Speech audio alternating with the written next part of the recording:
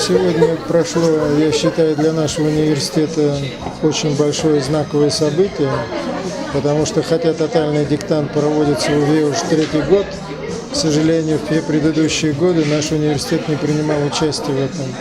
Ну, в силу того, что у нас не было больших аудиторий, технические возможности тоже не позволяли, связанные с интернетом. А в этом году у нас такие возможности появились, и мы вот с большим, так скажем, удовольствием сделали заявку на то, чтобы у нас были две площадки, на которых бы проводился этот диктант.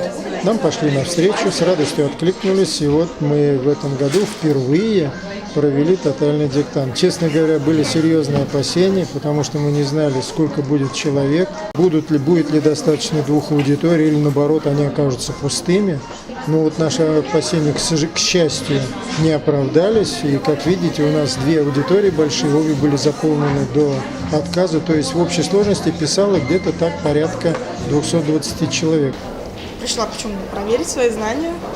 У меня, гуманитарные способности, я поэтому пришла проверить еще раз. Интересно сейчас оценку узнать, какая будет. Мне тоже было интересно узнать свои знания, как я смогу написать этот текст. Текст был вполне сложный, но это нет ничего невозможного. Вполне было возможно его написать.